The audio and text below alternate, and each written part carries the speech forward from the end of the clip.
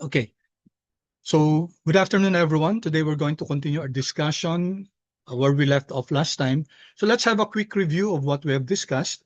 So far, we have learned how to extract data from using packages in R. We have also learned how to clean the data, and we have learned how to create returns and even compute for the risk. So today we'll get it from there. We will do risk analysis. Risk analysis will attempt to answer the question, how risky is its investment? And then we have activity 2, which is to learn how to compute for risk-adjusted performance. It's not enough for us to learn just to compute for the returns or log returns. What's used in finance is that we make use of risk-adjusted returns by subtracting from your returns the risk-free rate. And then we divide it by the standard deviation in order to make the assets comparable to each other. And that's called the Sharpe ratio, the annualized Sharpe ratio. We're also going to take a look at the daily Sharpe ratio, but which is actually used in practice. Yun ang mas ginagamit, yung daily Sharpe ratio. So we learn how to compute for that also, but we will, for your paper, I'll give you the option to use the annualized Sharpe ratio or to make use of the daily Sharpe ratio. Activity 3 is all about correlation analysis. How are the assets moving together? So we're going to create the correlation matrix and interpret them, visualize it. And then we learn diversification assessment. Does diversification actually reduce risk? What's the purpose of diversification? What's the purpose of creating portfolio? So we are now in deep finance theory. No? This is part of your MPT, your modern portfolio theory. And then we look at two strategies, possible strategies. We have the buy and hold portfolio, and then also the monthly rebalance portfolio. So hopefully we'll be able to finish this within the day. If not, class, we're going to continue. And then for next meeting class on Friday, we will jump off from here and go into portfolio optimization and then the efficient frontier. And then we're going to take a look at other very important risk measures. Okay, so that's what we're going to discuss for today.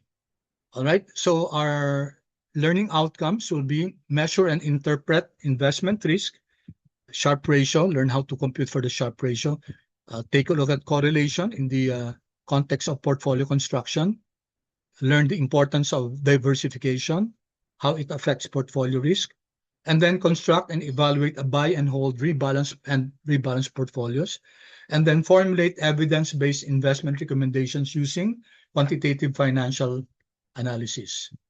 All right, so I'll just share the codes. Okay, Control C. You may open a new RMD file, class, and then just copy the codes first.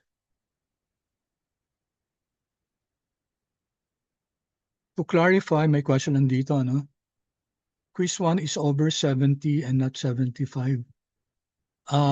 It's over 75 kasi I gave a bonus, no? So lahat kayo binigyan ko ng 5 points bonus. Okay, thank you, Rick, for the question. So if you can see, may isang question dun na ano na, so lahat binigyan ko ng 5 points, no? So that's why it became 75. Okay? All right. Sige. So for the presentation in case 2, can we go over? Yeah, pwede. Yung iba nag-go over naman ng 10 minutes, no problem. Okay. Basta galingan nyo lang din yung presentation, no? Especially for case number 2, no? Okay, there are, sorry, no participants. Meeting group chat. Okay. All right, so let me share this. Yung codes lang muna, class, no? Yung mga details, yung mga discussions, for those of you who are interested in having notes to the discussion itself. I'll provide the RMD file later. Okay, so we already discussed this last time. Sabi natin, class, yung historical prices, it really cannot be compared directly because of different scales. For example, you have a period, no, for January 1, 2020 up to January 31, 2025. Asset A starts at 300. Asset B starts at 10 centavos. So it will be very difficult to compare those assets kung magkakaiba sila ng scale. Okay, so what's the remedy? Remedy is we can normalize the data by pegging them at the same scale. Okay, that can be done. So you can see we did that actually last time. We normalized the data and they were all starting at one data point. So you can see their movements, no? Or what we can do is to compute for the returns. Okay, financial analysts therefore convert prices into returns before they conduct investment analysis. So in this, I call this laboratory kasi parang, dati kasi yung classroom na to, nasa computer lab kami, no? So I'll just call it lab na lang for all intents and purposes, you might just call it module. Okay, so we already did this last time, so this is, anyway, bibigay ko na rin, no? Para you don't have to write it.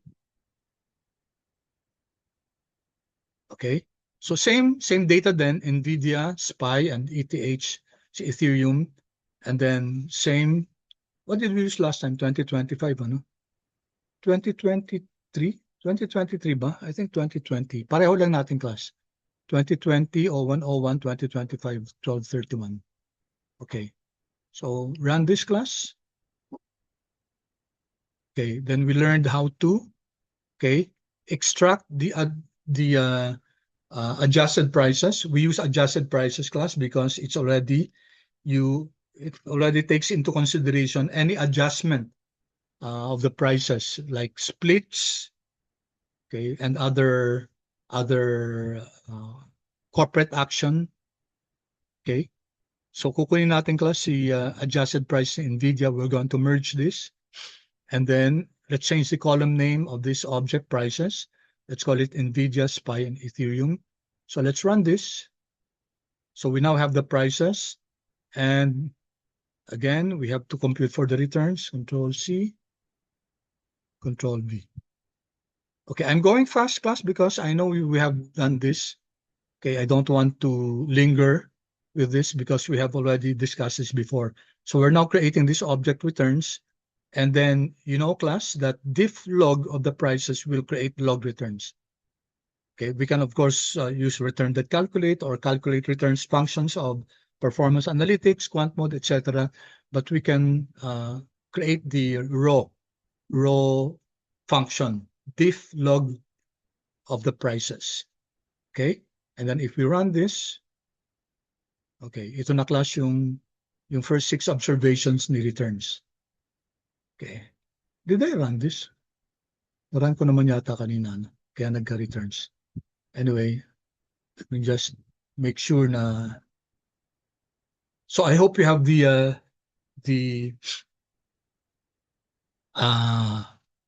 first 6 returns, the observations of the returns of the 3 assets. I hope we match. Okay, so here I just set the objective, which is to explain why volatility is used to measure investment risk.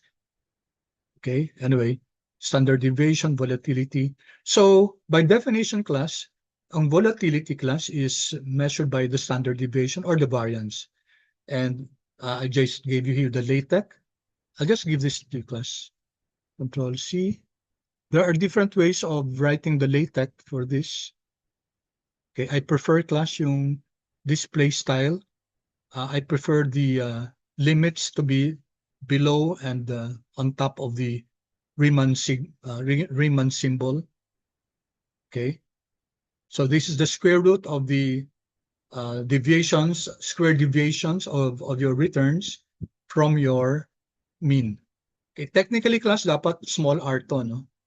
Small r to kasi ang big R oftentimes used for simple returns. Okay, so if we're going to be very strict about this, dapat small r to. Kasi sa finance class, we denote big R for simple returns and small r for log returns. So that should take care of it, class. All right, so that's the symbol for sigma. In fact, strictly speaking, again, this should be S. S kasi this is a This pertains to a sample, hindi naman siya in population. Okay, so what you learned in your basic stuff. Anyway, I'll dispense with that. Okay, then we can compute class for the annual because our data is daily, di ba? Daily yung returns natin. So the standard deviation or the variance that we will be getting is also daily. So how do you convert from a daily standard deviation to an annualized standard deviation? We multiply it by 252, square root of 252. Why is it that we multiply it on the by square root of 252? Because on the average, there are 252 trading days a year, okay, in the stock market.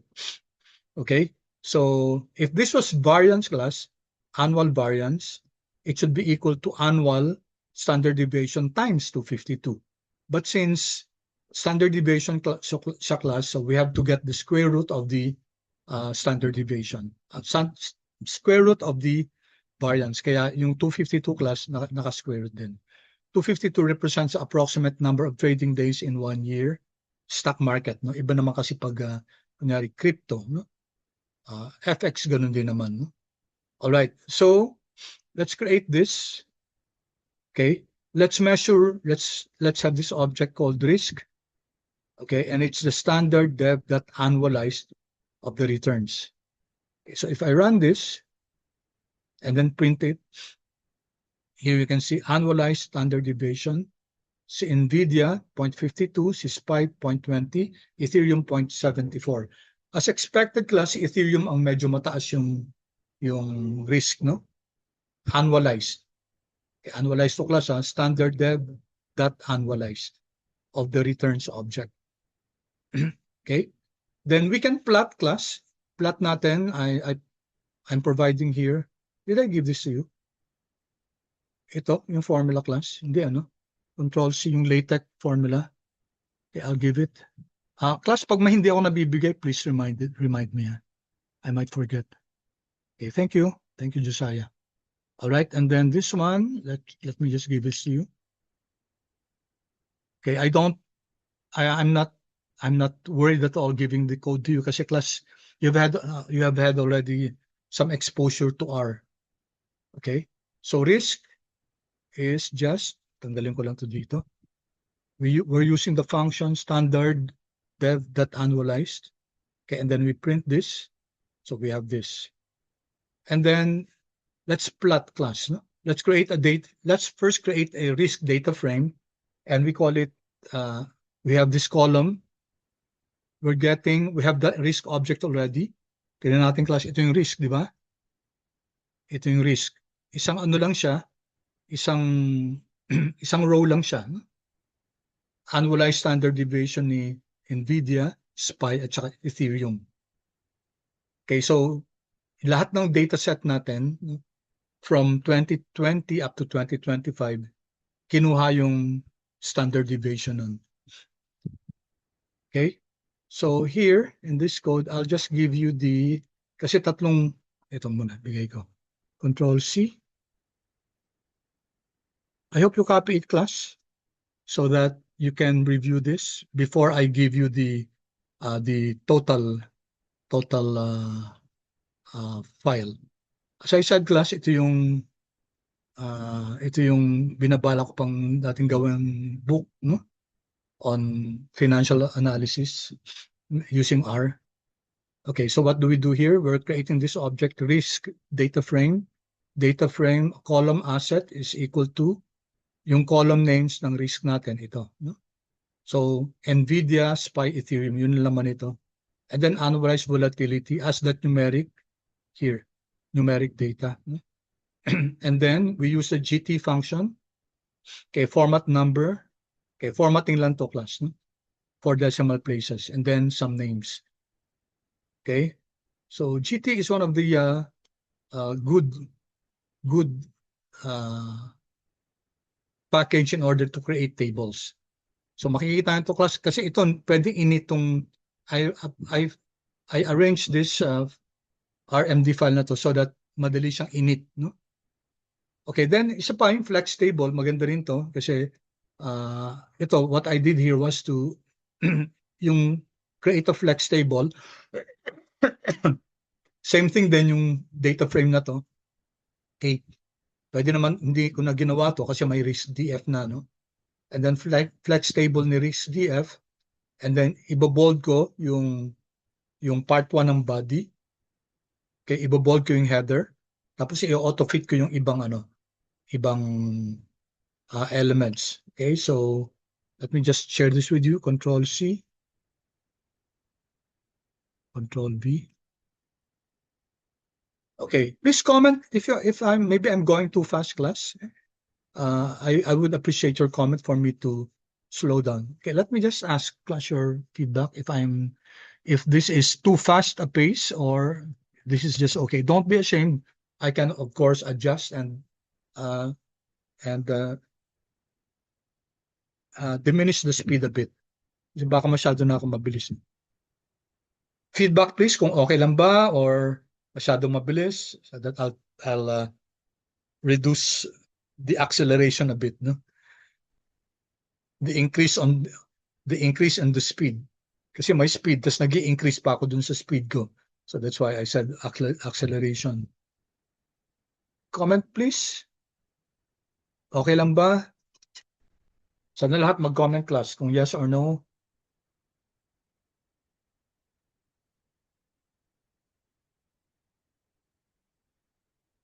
No class? Comments please.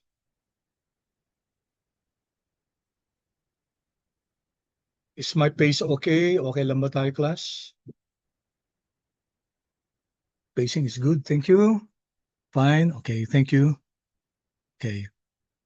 I'm good with the pacing. Okay. Thank you so much. And don't worry class, this will be given to you. Itong ginawa kong mauna kayo bago ko ma-publish. No?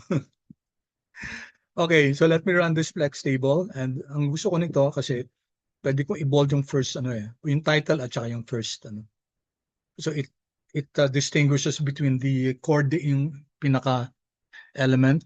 So ito yung annualized volatility. You can see that Ethereum has the highest volatility, which indicates that it's indicative that it is the riskiest of the asset for that specific period from 2020 to 2025. And then another here, ayaw ko si NIT. Dali, saan si NIT table?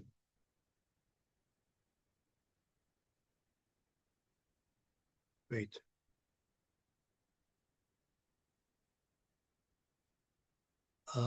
Wait Kasi, okay. Ang problem ko dito, I'll have to change the appearance of my kasi nakaano ako eh. In your case, pwede sa inyo kasi baka white yung nyo. Pero hindi ko gusto yung sinit, no? Sinit yung pinakamatagal ko nang ginagamit na for creating tables. Pero na-overtake na siya ni GT or si Flex table for me is quite good, no? Right? So I just provided you with three ways to create the table. Okay? Although I think this is for some of you irrelevant kasi nakita ko naman yung outputs nyo, talagang ang gaganda ng mga tables nyo. Okay, so plot lang natin class yung risk. So from the risk data frame, paulit-ulit lang to, no? So actually, kahit na hindi na i-run to, okay? Kahit hindi na i-run, kasi pareho lang naman, tanggalin ko na lang din. Tapos, ggplot.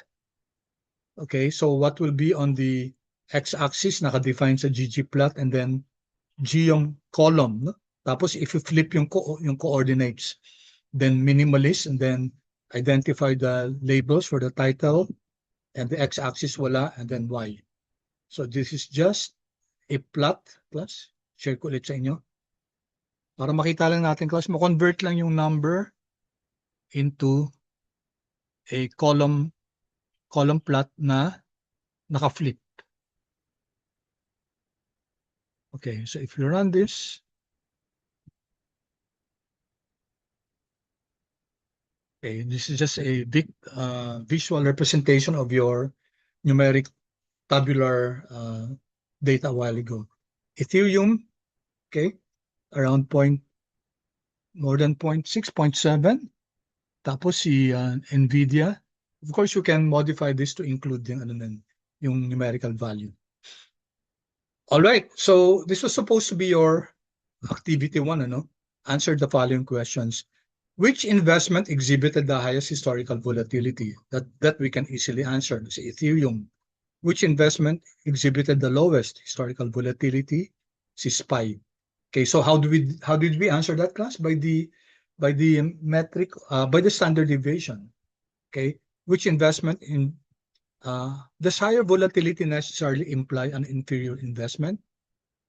Sige nga, sagutin nyo nga, class. Higher volatility ba? Does it infer inferior investment, class? Number 3. So this concept should be very clear to us, class. And okay, I know you know already the answer. The answer is no, class. Higher volatility does not mean that that investment is inferior. It only means that okay, that investment has the higher risk. Okay? All right. So I'm including here okay, ito yung importante sa atin yung financial insights, no? Financial insights and also common mistake as far as volatility is concerned.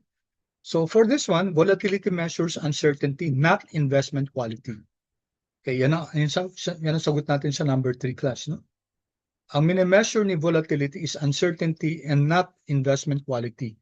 Okay, there are some high growth assets that experience substantial volatility while still delivering attractive long-term returns. On the other hand, yung reverse, yung vice versa, there are low growth assets, okay, that demonstrate quite low volatility. So it doesn't mean na pag higher yung volatility, mas pangit yung asset. Consequently, the professional investors evaluate both return and risk before making investment decisions. So this is, ito na yung Markovitch class, no?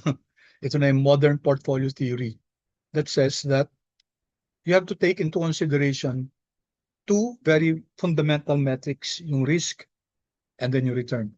Common mistake from a financial perspective, the investment with the highest historical return is not automatically the best investment. That's corollary to the risk concept a while ago, no? And then performance should always be evaluated relative to the level of risk required to achieve that return. Okay? So this is very important, class, yung concept na to, no? Yung finance principle number whatever, number 2 or number 3. Now, ang performance, class, should be comparable siya by what? Pegging it, class, to the level of risk. Kaya nga, class, may Sharpe ratio. Kasi if we divide all the returns by the Sharpe ratio, then everything becomes comparable. Kasi you're now comparing the performance of your assets based on a unit of standard deviation. Okay? So ito lang case in point lang. A client wishes to invest in only one of the 3 assets. Okay? So I leave this to you, class, to answer. Would annualized volatility alone provide sufficient information to make a recommendation? So are you just going to make use of this para gumawa ka ng recommendation as a financial advisor, for example? Okay? Explain. Volatility measures investment risk, but it does not indicate whether investors were adequately compensated for accepting that risk. So volatility in itself, class, is not sufficient to provide recommendation if that asset is okay or not. So enter, class, activity 2 natin. Okay, so I think we're going to reach activity 6. Yun ang goal natin. Sharpe ratio, class. We call this class risk-adjusted performance. A while ago, I gave the formula, which is the return of the asset netted against the risk-free rate. So the return of the asset minus the risk-free rate divided by the standard deviation. Okay? So in this activity now, in this part of the module, anong goal natin? We would like to really appreciate why return alone is an incomplete measure of investment performance. So that's why it's important to compute the annualized Sharpe ratio. And here we're going to use R, of course. And then, because of the Sharpe ratio, may ibang ratios pa, class, ha? May Sortino, maraming ibang ratios in finance. So one of the most used is the Sharpe ratio. In fact, if you're going to take a look at ETFs, no, yung mga exchange traded funds, and even mutual funds. Kasama lagi si Sharpe ratio para may comparison among the different funds that the company or the mutual fund is managing. Okay. So of course, we should be able to compare investments based on their historical, take note, risk-adjusted performance na. No? So yung risk-adjusted performance is you subtract from the average returns yung average na risk-free rate and then divided by the standard deviation. Yun plus yung risk-adjusted performance. Why is it called risk-adjusted? Kasi dinidivide natin ng sigma, no? Ng standard deviation. Okay. All right. Professional portfolio managers therefore evaluate investments using this one class, assessing the amount of return earned for each unit of risk assumed. So kaya dun pumapasok si Sharpe ratio. In general class, a higher Sharpe ratio indicates more efficient use of risk to generate returns. Okay, and investment decisions should not be based solely on historical returns. Okay. Ayan lang, may naulit yata, no? Ayusin ko na lang to before I give it to you. Naulit yung professional managers. All right. So what's the formula for ito class is Sharpe ratio? You don't pronounce it as Sharpie. It's pronounced Sharpe ratio. The return of your asset minus the risk-free rate divided by yung sigma. Here yung P class, we are assuming na portfolio tayo, no? Okay, but you can take a look at it as a single asset. Okay. Again, financial insights dito. Yung Sharpe ratio class will allow investments with different levels of return and of course volatility to be compared. So pwede na may comparison kasi we are now, ang reading natin kasi per unit level of risk. Okay? So as I said a while ago, mga institutional investors frequently report yung Sharpe ratio when evaluating MFs, ETFs, hedge funds, and pension portfolios. Okay. So how do we now, class? I don't like to use yung 3%. So actually, binago ko na ba to? Okay, wait lang ha.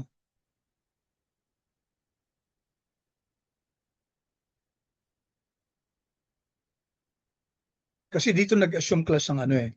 Initially class kasi, I wanted to assume na lang muna yung 3% na annual risk-free rate, which is let's say, ano naman siya, yung it's not legitimate, it's valid naman, yung ganong assumption. Okay? All right. So anyway, let's read it as it comes along. Okay, nagbigay na ba ako ng what did I miss giving you? So volatility, yung plot ng volatility. Ano lang to? So remind me class kung nakakalimutan ko. Saan ba yan? Ito, hindi ko nabigay. Ha? Nabigay ko ba to?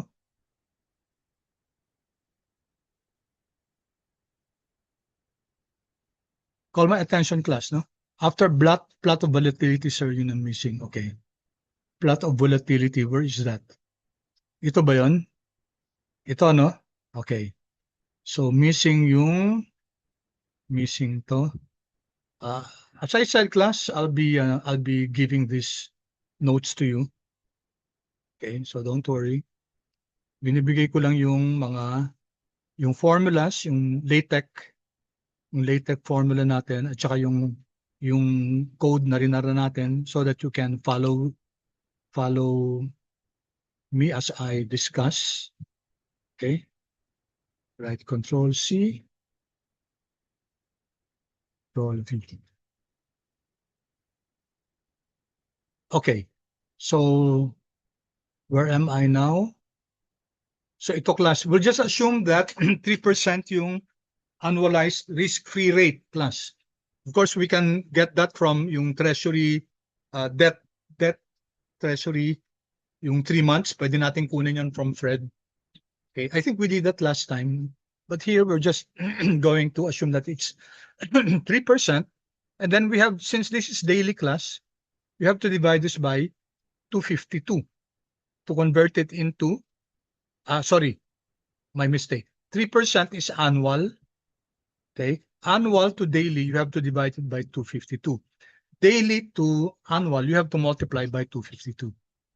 All right, so let's now, this is now our daily risk-free rate, 0.00119. And then, so how do we now compute for our Sharpe ratio? We're creating this object class, Sharpe ratio, and we are just making use of the function Sharpe ratio.annualized. Of course, given the formula above, it would be very easy to create our own function. And then i-define natin ano yung returns natin. R is equal to the returns object. RF, risk-free. Risk-free rate is our RF daily. Yun.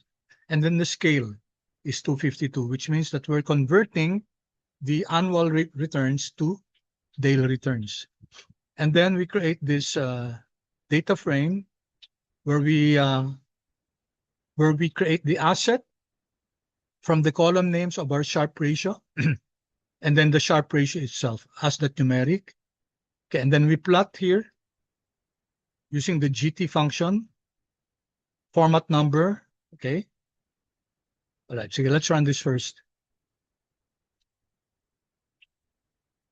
Okay, so we now have a table. Okay, annualized Sharpe ratio. No? This is our asset. NVIDIA, SPY, and then Ethereum. You can see that of all of this, ang pinakamataas na adjusted risk-free rate is NVIDIA with 1.009. Ang mababa, si Ethereum, because siya yung pinakamataas na standard deviation. Okay, so ano ba ginamit ko dito? Nag-ggplot naman ako dito, class. Control C. Did I give this to you? Not yet. Just give it just in case. Okay. Again, plot lang to class. Column lang, no? Column lang. G yung call. Again, naulit lang to, no?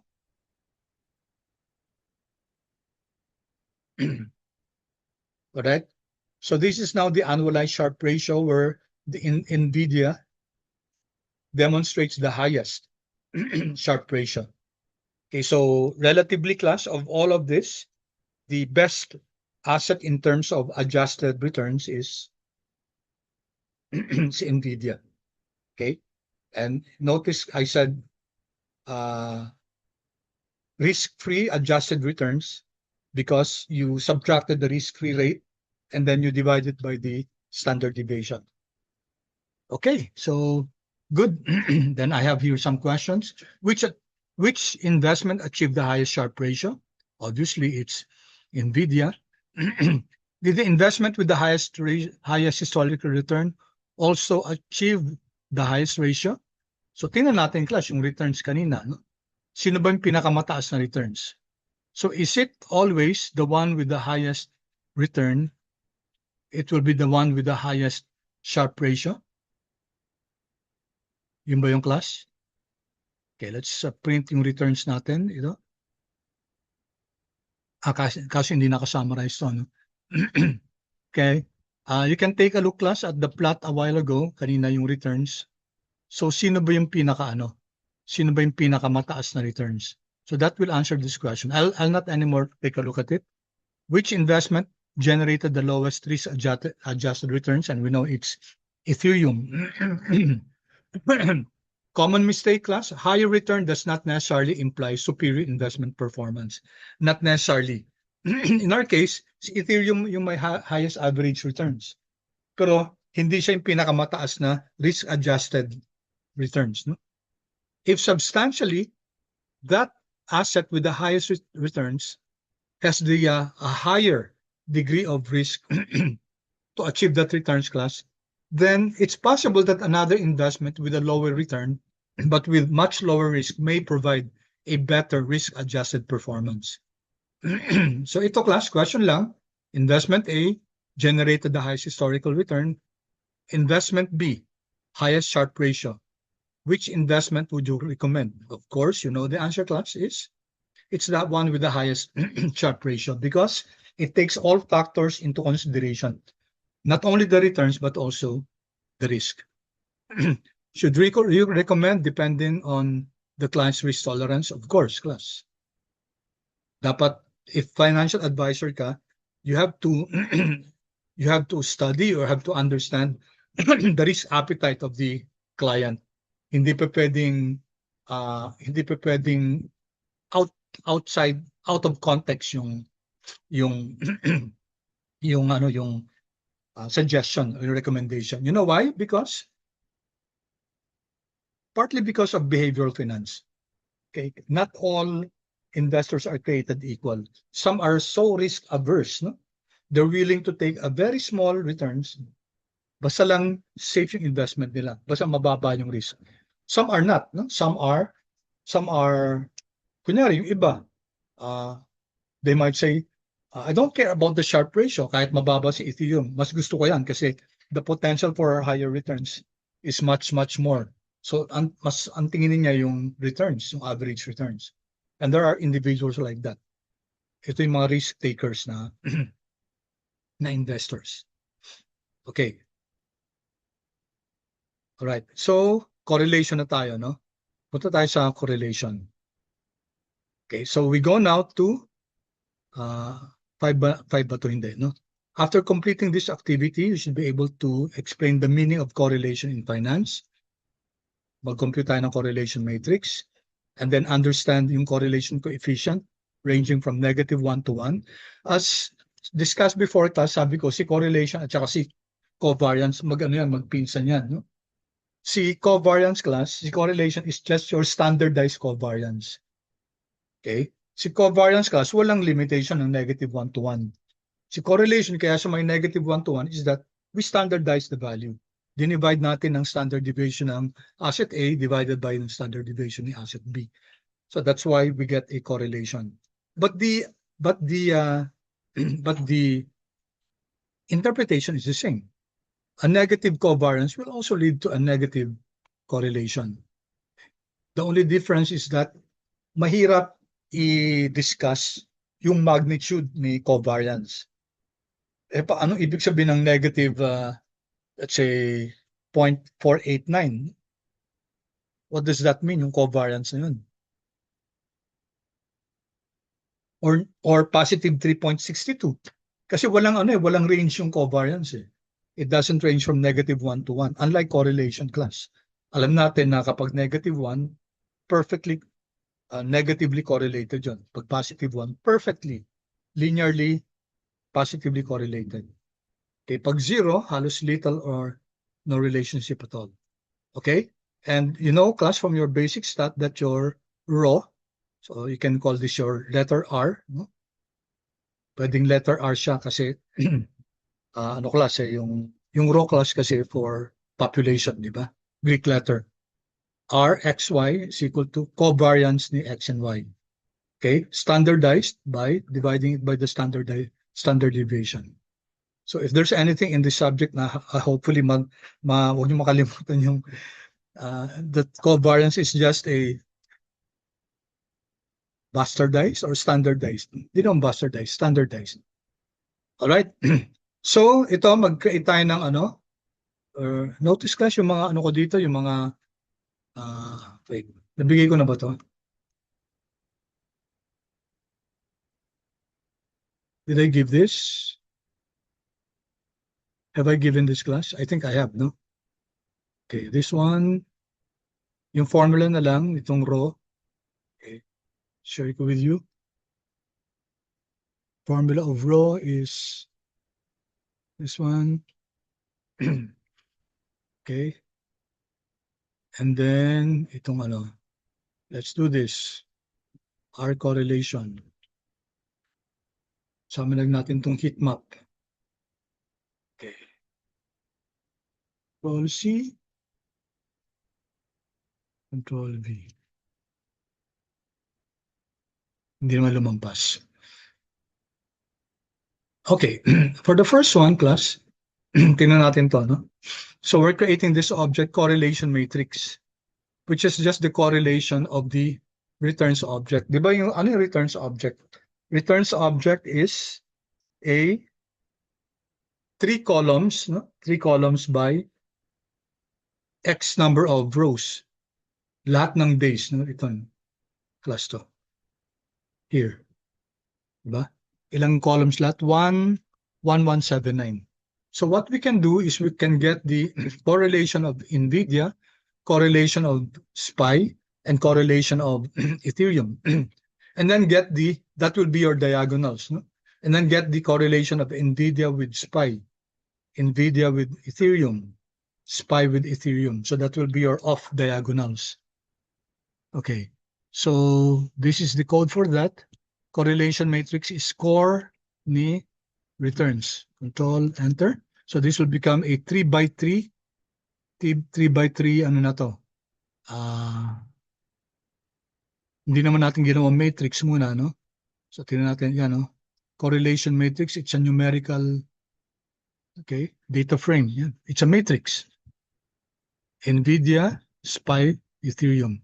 Notice class that the diagonals are all unitary. 1, kasi nga, you're getting the correlation of the asset with itself. Okay. All right. And then let's create this data frame. As that data frame, round off natin si correlation matrix into 3 decimal places kasi ang daming decimal places niya. Gawin lang natin 3 decimal places. And then column bind natin. Asset will be the row names of ito. Ano yung row names natin ito class? NVIDIA, SPY, Ethereum. So that will be now your CC bind natin class, column bind. So we have a column called asset. Ang laman niya, yung NVIDIA, NVIDIA, SPY, and Ethereum. Okay? All right. Then yung column names, okay, wag natin lagyan ng row names class. So 1, 2, 3 lang yan. Okay, so run this class, and you now have the, okay, here. So table, no? Ginawa natin ng table. Flex table siya. Okay, binold ko rin yung ano.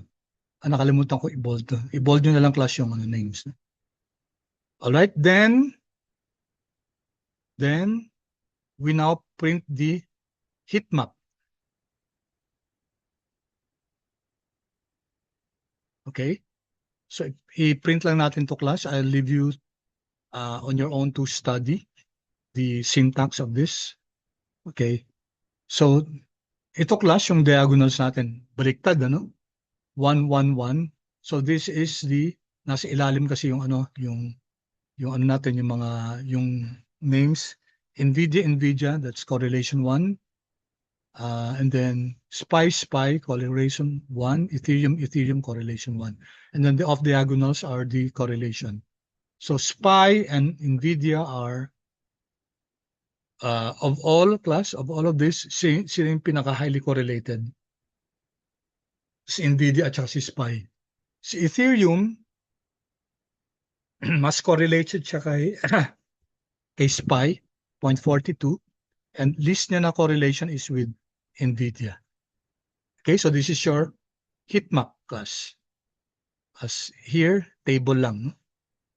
You can see the graduation of the color. Pag dark blue, 1 siya. And dark red, 1 siya. So dito, walang negative. Lahat positive yung correlation. Okay. So which pair of investments exhibited the strongest positive correlation? We already answered that a while ago. Diba si Ethereum at saka si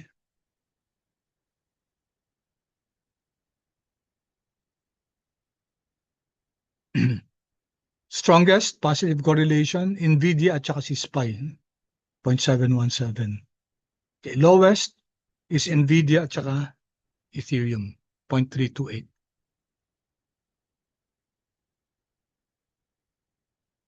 The weakest, yan.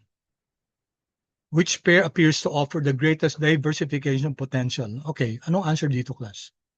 Greatest diversification potential. What do you think? Anong asset dyan, class, ang magbibigay ng greatest diversification potential?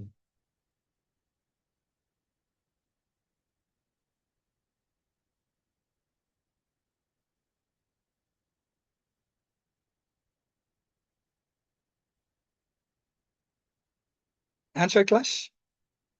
Greatest diversification potential.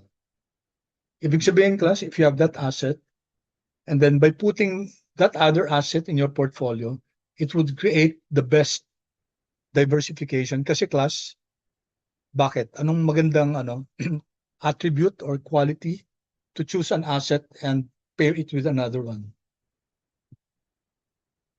If they don't move in the same direction. So kung positive siya, class, yung lowest na positive. Kasi siya yung pinaka-least correlated. Pag may negative, class, mas maganda yung negative kasi they move in opposite direction. In our case kasi walang walang negative. So forced tayo na among these three, class, the best will be itong Nvidia and Ethereum. So either one, no? Kunyari may Nvidia ka, mas maganda i-pair siya with Ethereum, or you have Ethereum, mas maganda siyang i-pair kay Nvidia kasi sila yung least na correlated. Okay? Of course, mas maganda kung negative kasi they move in opposite direction. Yung least na positive correlation, they still move in the same direction. However, mas maliit lang yung degree, class, ng movement. All right? So yung question natin kanina, class, diversification depends on the relationship among the investments rather than on the number of investments held. A portfolio consisting of several highly correlated assets may provide little reduction, class, in overall risk. So if your assets are very highly correlated, ang challenge nun is that if you are in a bull market, maganda kung pareho nasa bull market din, pareho sila umaakyat. Pero pag nasa bearish market, when one asset goes down, okay, the other also goes down, so affected yung portfolio natin. Common mistake, correlation measures the degree to which investments move together. Okay, hindi siya nag-i-imply ng causality, ha? Okay, so I've heard of some interpreting correlation as the effect of one variable on the other. Okay, we're not talking of causality as far as correlation is concerned. We're not saying that Nvidia causes Ethereum, nor do we say we're saying that Ethereum causes Nvidia. Okay, so ito, class, yung activity na question sana. Would you recommend combining investments with very high positive correlations? Okay. Your objective is to diversify a portfolio. So, syempre, ano siya? Relatively low, no? Okay. In fact, pag may negative, mas maganda, class, no? Okay. Next, we go to diversification. I think we'll have time to finish yung rebalancing, no? Okay. Kasi yung next class will be yung portfolio optimization, tapos we'll have special topics pa. Now, iniisip ko nga yung case natin, para magiging special topic na siya, no? Okay. So, anong purpose ng activity 4 natin? Explain the principle of diversification. We're now dabbling in MPT theory, modern portfolio theory. Okay? So, we're going to construct an equally weighted portfolio, and we're going to compare it with one that has as a next activity yung rebalance. No? Okay. All right. Now, investors really allocate all of their capital to a single financial asset. Of course, that goes against the principle of diversification.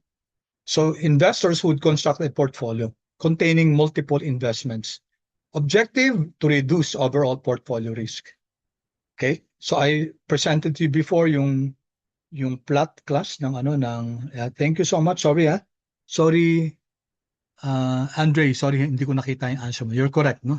Thank you so much. Apologies, I didn't see your answer, but you're correct.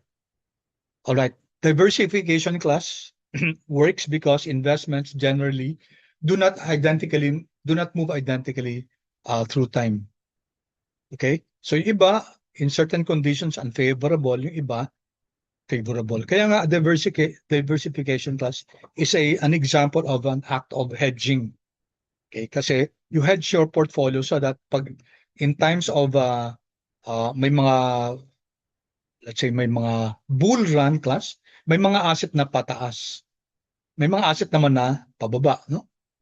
So medyo may compensatory effects yung pairing your assets that has that are that are negatively correlated. On the other hand naman, pag may generally may bear run, may mga assets ka class that will cushion the effect on your portfolio since pag bearish yung market, pataas naman sila.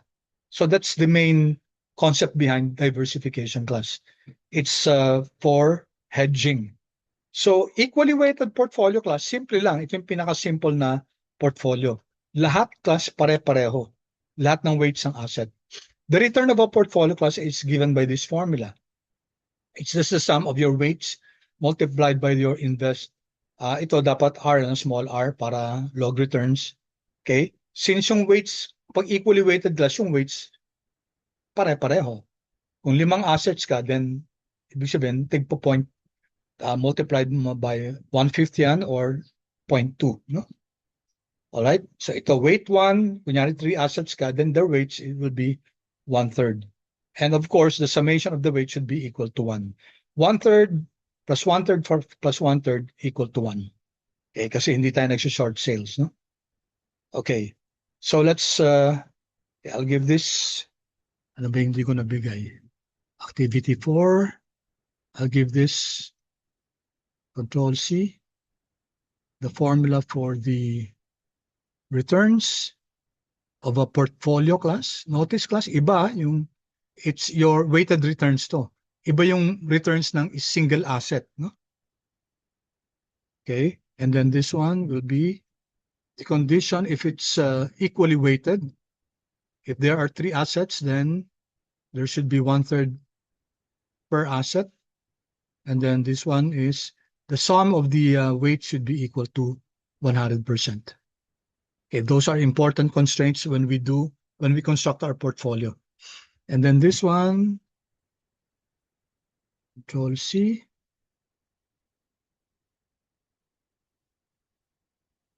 Okay, so we're creating this object, weights, and then it consists of, it's a vector of numerical vector 1/3, 1/3, 1/3. And then we print this, then we'll get 1/3, 1/3, 1/3, yeah, 0.333. Okay, then let's now,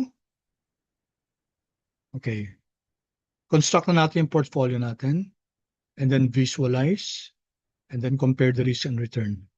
Okay, tuloy-tuloy to, no? Ay, baka hindi kumasya. So, si Zoom is very sensitive to the, sabi ng abe. I just,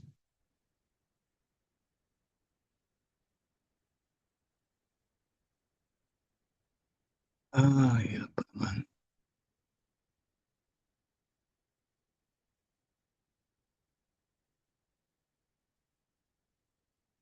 Control X.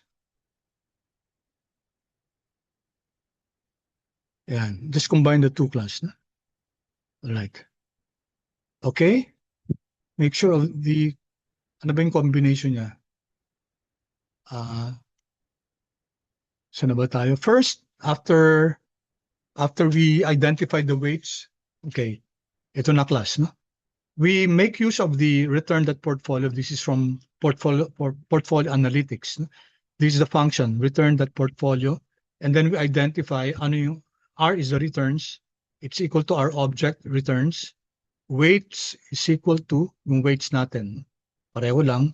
And then rebalance on NA. I'll discuss rebalancing in a while. And then tingnan natin yung first 6 observations ng portfolio returns natin. So let's run this. And you can see now that yung returns natin kanina tatlo, di ba? Tatlo. Yung objects natin, si Ethereum, si Nvidia, at saka si SPY. Ngayon, isa na lang. Bakit? For every date, for every row of observation, minultiply natin, kinuha natin yung average ng bawat day ng mga returns nila. So that's why you only have one. No? Only have one returns, portfolio returns na yan. And if we visualize, so comparison, no? Comparison, we're creating this object comparison. And then minemerge natin si returns at saka si portfolio returns. Okay, column names and then charts that performance summary. This is another important function ng portfolio performance analytics. Okay, let's run this. Okay. Bah, very good graphic.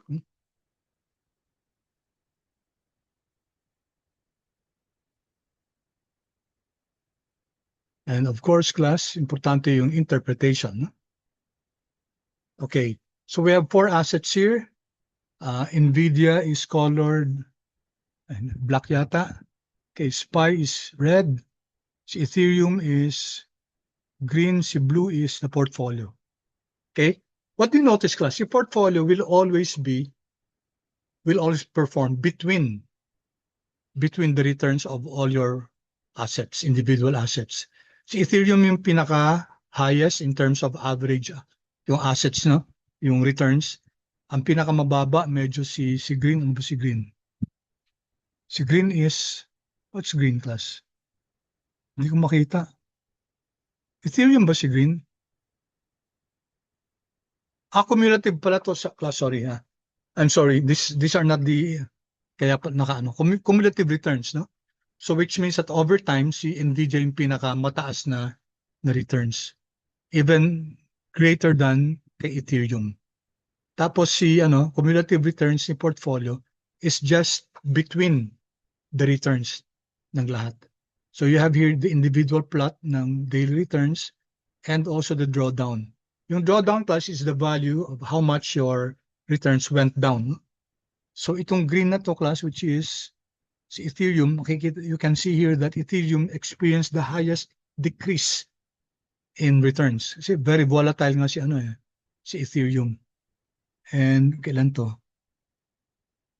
So 2023 o 2024 dito siya nagkakaroon talaga ng very very drastic, no? Ang lalaki ng drawdown siya. Ibig sabihin the reduction in your cumulative returns.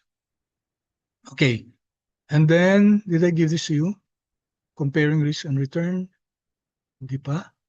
Okay, iba't ibang tables then. Okay. Control C, sana magkasya. Control V. Okay, good. All right, so what do we have here, class? I'm just creating again another table. Meron na tayong class? Meron tayong cumulative returns dito. So flex table ulit, class. I'm creating a summary table. Yung return annualized ng comparison, ito yun. Annualized return ng comparison. And then standard deviation, annualized ng comparison. And then Sharpe that ratio, annualized ng comparison. We provide the risk-free rate, which is risk-free daily. Bakit? Kasi daily itong mga natin, class. Daily yung mga, wait, sorry a return that annualized. Bakit nga pala, daily yung ginamit ko dito. Okay, anyway, let's see muna, no? I think may error ako dito. No? Okay. So I'll just check this class, no? In the interest of time. Kasi these are now annualized. Bakit ang ginamit kong dapat annualized din yung risk-free rate ko. Okay, anyway, sige. Muna natin, class. Naglalagay lang ako ng comment dito. Check. Why RF is daily. Okay. Your returns, computed returns are annual. Okay. Para makita ko talaga, lalagyan ko ng mga distinctive marks. Yan. I'm sure I'll not miss that. Okay? All right. So ito yung table natin, no? So let's just take this with a ang tawag doon? What's the term for that? Anyway, take it with a, it escapes me in term, grain of salt, okay? That's what I meant. So ibig sabihin, hindi pa to yung final value. But you can see here the annualized return ng mga assets natin, tapos yung Sharpe ratio natin. So ibig sabihin ba yung Sharpe ratio natin kanina mali? Okay? Kasi ang RF ko dito yung daily. Okay, anyway, so take a look at this class. Ay, tama class. Kasi when we computed the annualized return class, ang data na ginamit natin daily. So when you're using the risk-free rate, dapat daily yung data natin. So I stand corrected. Let me remove this. This comment is not correct. Tama to. Okay. Comparison natin daily data to eh. Okay? So risk-free rate natin dapat daily data. Okay, sorry for the confusion. Okay, you can see here that yung risk ni Ethereum pinakamataas, no? Notice yung portfolio natin, class, yung risk niya between them. It's not higher than the highest risk. Okay? It's not the lowest. It's between. So, nagmi-middle ground si portfolio. However, kung titingnan natin si Sharpe ratio, again, it's not the lowest, no? It's not the highest Sharpe ratio. However, it outperformed yung si SPY, no? Outperformed si SPY despite si portfolio having the, tingnan nyo, si SPY class, mas mataas yung returns niya, pero mas mataas yung unwise volatility niya. Ito din si portfolio, mas mababa yung returns, pero mababa yung yung unrealized volatility niya. So, here in this case, mas mataas yung Sharpe ratio ni portfolio. No? If you compare si Ethereum at saka si portfolio natin, returns ni portfolio mas mataas, annualized return. Mas mababa yung niya, yung volatility. Okay? So in both counts, mas mataas yung returns niya, mas mababa yung volatility, di ba? Parang double whammy class, no? Sa returns mas mataas, volatility mas maganda, mas mababa. So, ang layo ng Sharpe ratio niya.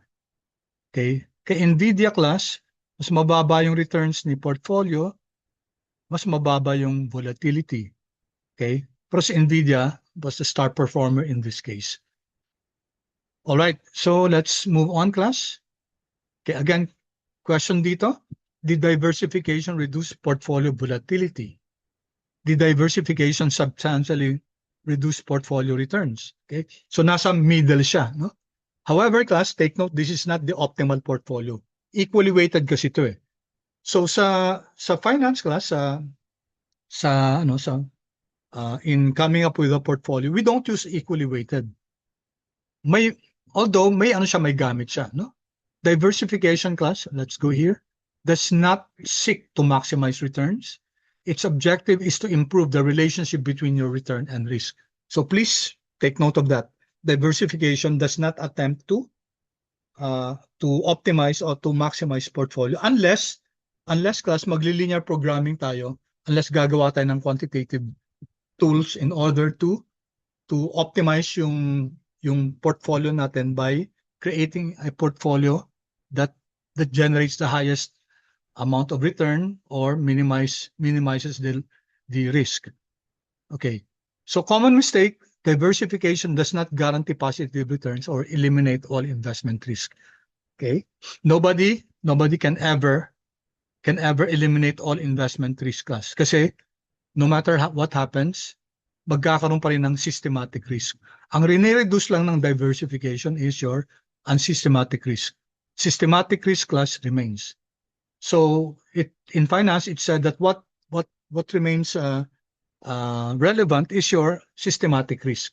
Kasi yung unsystematic, matatanggal mo yan eh. It can be diversified away. So if you're a portfolio manager and your portfolio is suffering from unsystematic risk, kasalanan mo yun, no? It's your fault. Why are you now coming up with a portfolio that is not able to mitigate against yung unsystematic risk? Kasi unsystematic risk, pwedeng ma-minimize to. Yung systematic risk ang hindi pa pwede. So therefore, in finance, what remains as The relevant risk is the systematic risk. Again, why? Because unsystematic risk can be diversified away. Okay, so here are some questions again. Your client is uncomfortable with large fluctuations. Based on your analysis, would you recommend investing in a single asset? Of course not, class. Kasi pag portfolio, kahit na equally weighted siya, di ba? Ano nangyari? Nadadampen, class, yung yung fluctuations, yung risk. Okay? So equally weighted yun. But in practice, what happens, class, if we do equally weighted? In practice, market prices change continuously. So what happens is that magkakaroon ng portfolio drift, no? Ano yung portfolio drift? Yung equal weighting ng portfolio natin, it will change over time, no? It will change over time. So we still have time. Activity number 5. Class, ito yung buy and hold. Buy and hold, ibig sabihin, class, ito yung pinaka-simplest na portfolio management approaches. So meron kang initial asset allocation, okay? And then you allow your portfolio to evolve naturally through time. Walang buying and selling. Okay?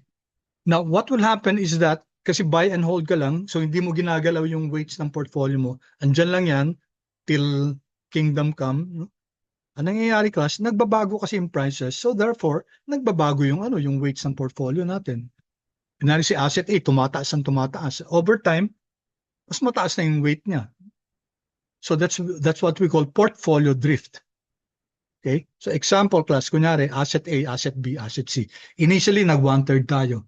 Over time, si asset A, siya mabilis yung increase, naging 44.8% na siya. Notice that the total here is 100%. Okay? So this is what we call a portfolio drift. So ano yung insight natin dito? Portfolio drift is inherently neither neutral siya, neither good or bad.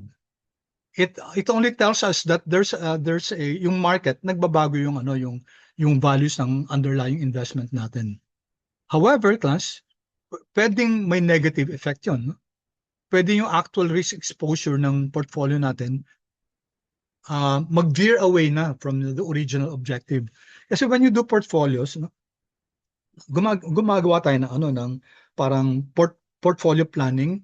So ina-identify natin kung ano yung range ng risk ang kayang gusto natin, no? Okay, so ang tanong, pag nag-buy and hold ba tayo, yung range ng risk na yan will at the end of the period ganun pa rin. Okay? So common mistake, many investors assume that an equally weighted portfolio remains equally weighted indefinitely. Nothing can be further from the truth. After a few days, hindi na equally weighted yan, especially kung napaka-robust ng changes. Okay? All right. So I'll stop here, class. Hindi natin naabutin tong So we'll continue with this next meeting, no? Yung rebalancing tayo. And then after that, activity 7 tayo. Pupunta na tayo sa portfolio optimization. So titingnan natin, class, yung portfolio analytics, yung how to create a portfolio, an optimized portfolio, whether we're maximizing returns or minimizing risk, and then how do we plot the efficient frontier. As I said, one group already did that. Malamang niyan mga estudyante ko last time, no? Kasi actually na-discuss na rin to sa financial analytics, no? Okay, so with that, class, stop recording muna ako.